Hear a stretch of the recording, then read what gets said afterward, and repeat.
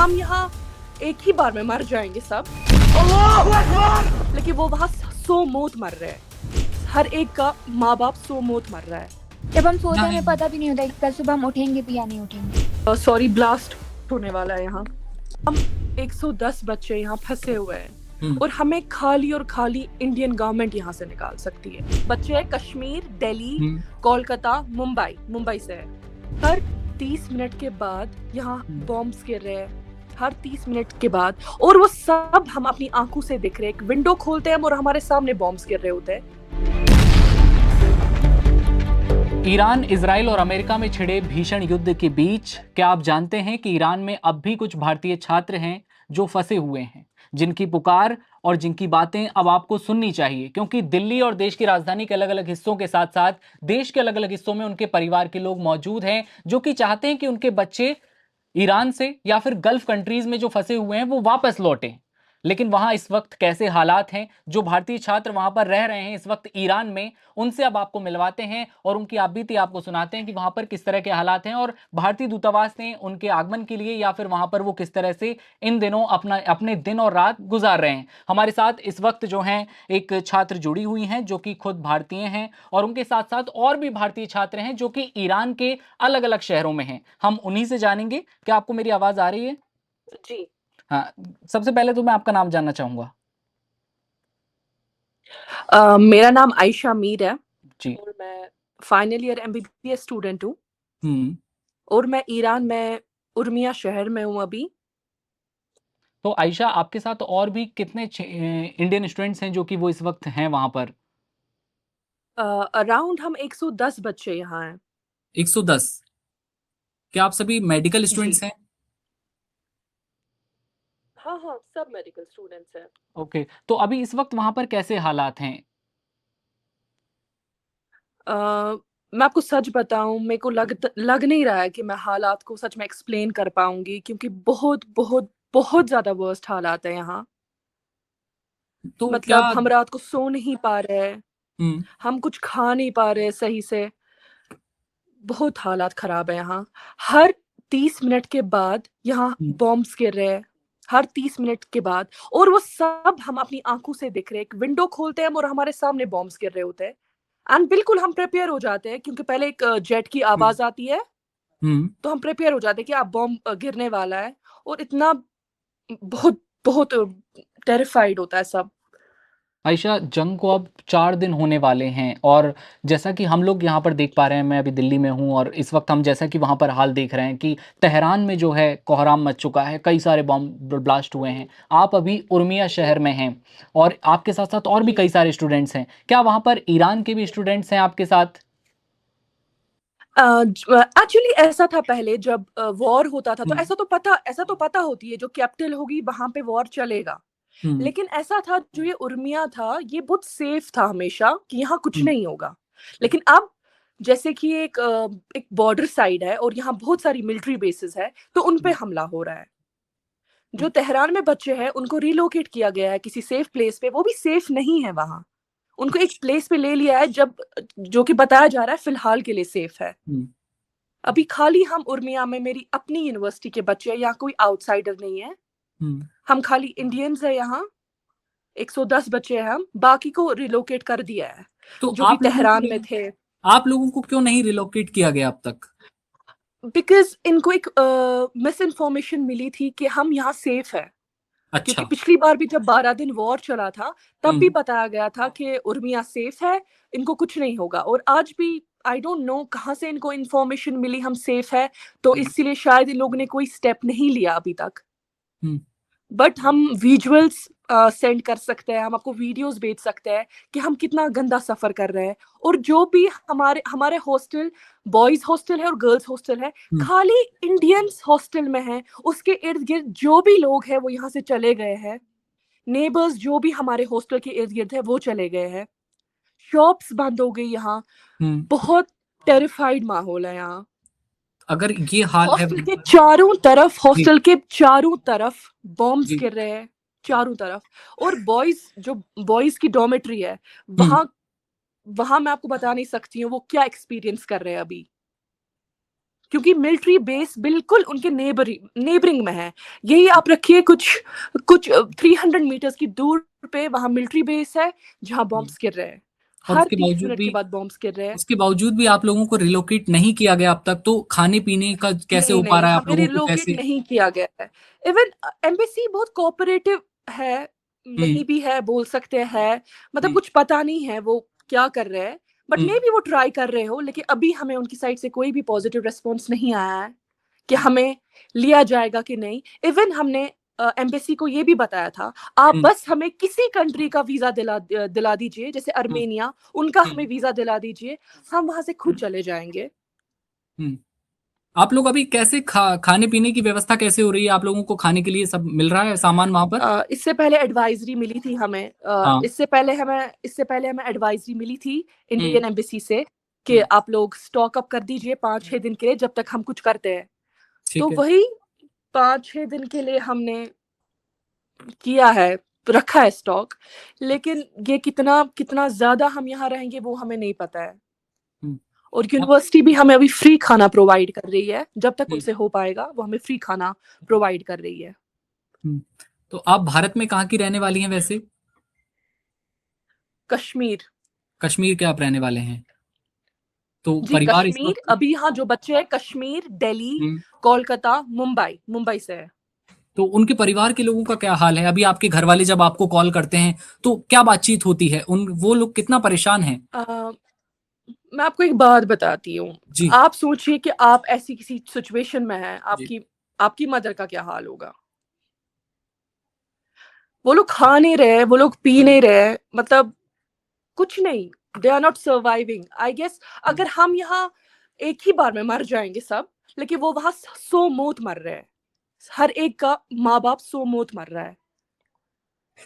देखिए, ऐसा तो कभी हम किसी के वीडियो साथ कॉल ना पे हो। होते हैं, जी। हम वीडियो कॉल पे होते हैं और पीछे से बॉम्ब्स गिर रहे होते हैं और उनको आवाज आती है कि हाँ बॉम्ब्स गिर रहे हैं, मतलब उनको पता भी नहीं है कि क्या वो हमें दोबारा देख पाएंगे। तो ये हाल है ईरान के उर्मिया में, जो कि आयशा बता रही हैं कि वो उर्मिया में हैं इस वक्त, और कॉलेज के ही छात्रावास में इस वक्त वो हैं। कई सारे लड़के लड़कियां भी हैं। लेकिन हालात देखिए आप, जब वो विंडो खोलते हैं, अभी जैसा कि आप वीडियोस देख पा रहे होंगे आप स्क्रीन पर, आयशा ने हमें पहले वीडियोस भेजे थे जो कि हमारे पास पहुंचे थे, जिसमें विंडो के जस्ट बाहर कई सारे बम गिरते हुए दिखाई देते हैं। ये हैरान करने वाली बात है। और ईरान के जो हालात हैं, जैसा कि आप देख रहे हैं, 4 दिन होने वाले हैं आयशा। 4 दिन से, जब पहला दिन था जब वॉर का, तो क्या उसी दिन से ये सारे हालात देख रहे थे आप लोग? जी उसी दिन से ऐसी हालात थी कि हाँ ऐसा हो रहा था कि दिन में एक बॉम्ब गिर जाता था बस। लेकिन अब कंटिन्यूअसली 30-30 मिनट के बाद हर साइड से हमारे हॉस्टल के चारों तरफ बॉम्ब्स आप गिर रहे बता होते हैं। आप बता रहे थे कि आज आपको अलर्ट दिया गया है, आप लोगों से बैकपैक कर रहे हैं आप लोग? जी जी, एक्चुअली जो उर्मिया है ये अभी हाई अलर्ट पे है, तो हमें ये बताया गया है कि आप लोग सब एक छोटा सा बैग पैक करिए, हम्म। जिसमें आप एक गरम कपड़े हो, उसमें एक हम्म। वाटर बोतल हो, और अच्छे हम्म। से शूज वगैरह आप लोग पैक करिए, ये सब चीजें। हम्म। और इलेक्ट्रॉनिक्स जो है, और अपना पासपोर्ट मोस्टली ये आप तैयार रखिए। हो सकता है रात को बम्बार्डमेंट हो और आप लोगों को निकलना पड़े, निकलना इन द सेंस हमें हॉस्टल छोड़ना पड़े। तो हॉस्टल के बाद आप कहाँ जाएंगे? ये लोग आपको आगे का रास्ता क्यों नहीं वो दिखा नहीं रहे हैं? पता है हम कहाँ जाएंगे, फिलहाल ये हमारी सेफ्टी चाहते हैं। हम्म। और जब हमारे हमारे हॉस्टल के बिल्कुल सामने 5-6 गवर्नमेंट बिल्डिंग्स है, जिनको हम्म। ऑब्वियसली टारगेट तो करेंगे ही। जी। अब उनको टारगेट करेंगे, क्या श्योरिटी है कि हमारे हॉस्टल पे बॉम्ब नहीं गिरेगा, हमारे हॉस्टल पे मिसाइल नहीं गिरेगी।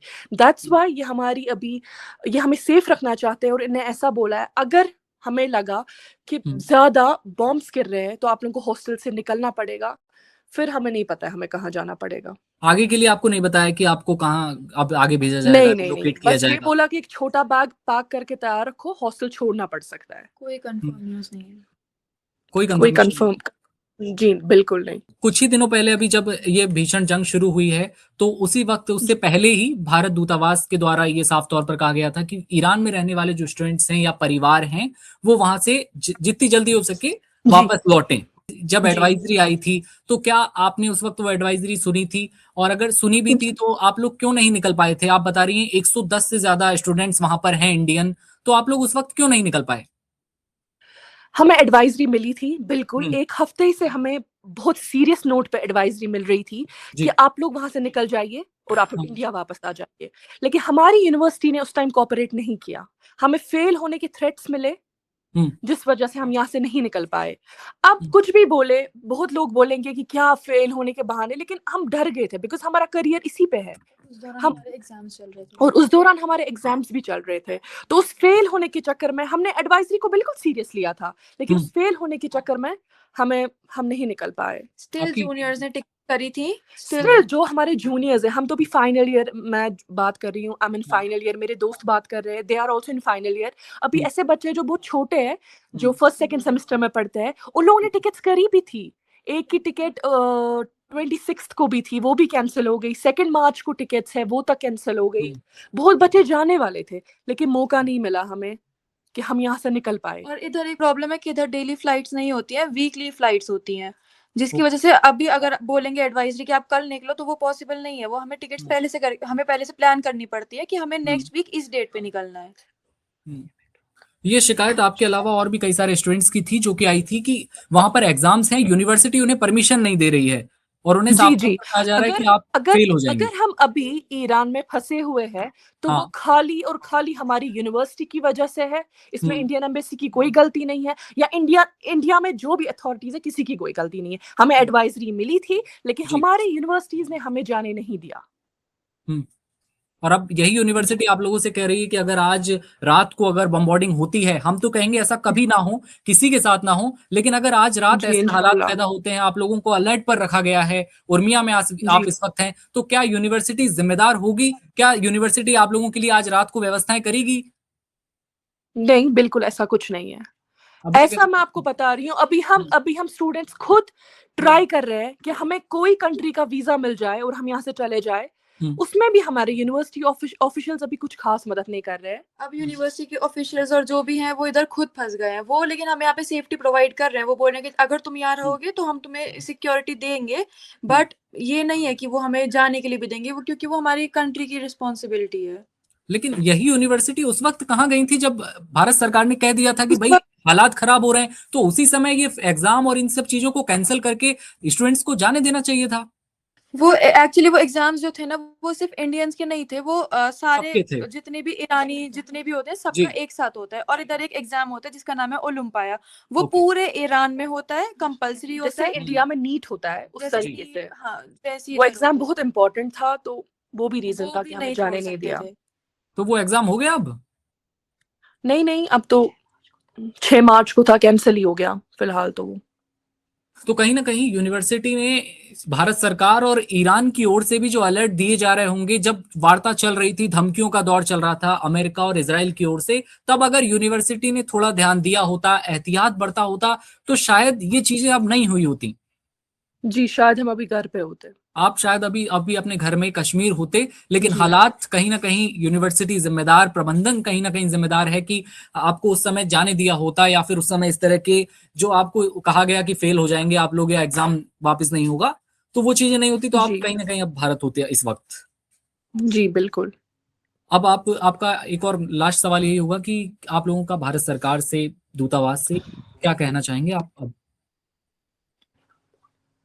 मैं बस ये बोलना चाहती हूँ, जैसे कि सारी सिचुएशन आप लोगों के सामने है जी, और हम 110 बच्चे यहाँ फंसे हुए हैं, और हमें खाली और खाली इंडियन गवर्नमेंट यहाँ से निकाल सकती है। तो मैं बस ये रिक्वेस्ट करना चाहूंगी, हम 110 स्टूडेंट्स की बेसिस पे मैं बात कर रही हूँ, तो मैं रिक्वेस्ट कर रही हूँ आप लोगों से, प्लीज किसी भी बॉर्डर से हमें यहाँ से निकालिए, क्योंकि हम यहाँ ये सब बर्दाश्त नहीं कर सकते हैं। मैं भी दरख्वास्त करूंगा, हमारी वीडियो अगर पहुंच रही है भारत सरकार या फिर ईरान में, या फिर वहां की यूनिवर्सिटीज हो, या फिर वहां की फोर्सेस हो, या फिर वहां की प्रशासन प्रबंधन हो, तो वहां के जो स्टूडेंट्स हैं, ना केवल इंडियंस ही बल्कि और भी तमाम देशों से आए जो स्टूडेंट्स हैं, उन लोगों को वहां से निकालने के लिए, उन बच्चों को वहां से निकालने के लिए कोशिशें की जाएं किसी भी तरह से, और जल्द से जल्द हालात सामान्य हों, ऐसी हम सभी जो है विचार रख रहे हैं। लेकिन अभी ईरान, इजराइल और अमेरिका के बीच हालात कैसे हैं, ये साफ तौर पर दिखाई देता है। आज ही तेहरान में धमाके हुए ही हैं कि इधर मिनाब शहर है ईरान का, जहां पर 165 स्कूली बच्चों को आज सुपुर्द खाक किया गया है। दर्दनाक तस्वीरें थी, आप सभी ने देखी।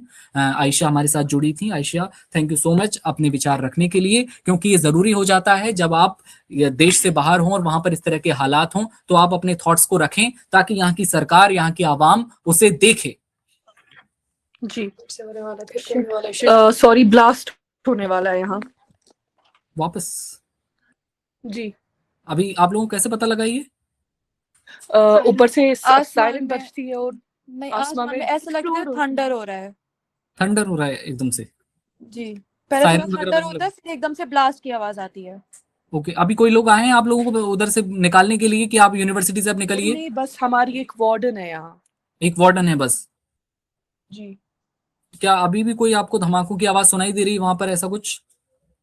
अभी फिलहाल 1 घंटे से कोई धमाके की आवाज नहीं आई है, बट जो ही हम सोने की ट्राई करेंगे 11 बज जाएंगे, 12 बज जाएंगे, फिर कंटिन्यूअसली पूरी रात बॉम्ब्स गिरते हैं और हम हमें सो नहीं पता पाते होता है हैं। कि अगला नंबर हमारा है या नहीं है, क्योंकि कभी भी कुछ भी हो सकता है। हमारे चारों तरफ हो चुके हैं ब्लास्ट, विंडोज चारों तरफ है, तो हमें चारों तरफ से दिखते हैं धुआं। इधर भी सामने होता है, लेफ्ट राइट सब तरफ हो रहा होता है। हमें नहीं पता होता अगला नंबर किसका है, अब हमारा आएगा शायद, हमें यही डर होता है। जब हम सोते हैं नहीं। हमें पता भी नहीं होता कि कल सुबह हम उठेंगे भी या नहीं उठेंगे। नहीं नहीं, ऐसी बातें आप बिल्कुल ना कहें और ऐसा किसी के साथ ना हो। हम लोग ऐसी कामना कर रहे हैं आप बेहतर तरीके से जल्द अपने देश लौटें, अपने घर लौटें, ऐसी हम लोग कामना कर रहे हैं। आप लोग वहां पर महफूज रहें, जी। ऐसी हम कामना करते हैं और दरख्वास्त भी करते हैं सरकार से, वहां की सरकार से भी और हमारे यहाँ की सरकार से भी, कि जो भारतीय छात्र हैं उनके लिए व्यवस्थाएं की जाए। हालांकि कहा भी जा रहा है कि कोशिशें लगातार की जा रही हैं। आप लोग अपना ख्याल जी, जरूर जी। रखिएगा और जी। जैसे ही अपडेट हो आप हमें जरूर बताइएगा और अपना ख्याल जरूर रखिए आप सबसे पहले। जी, thank you so much. Thank you okay, Ayesha. Okay.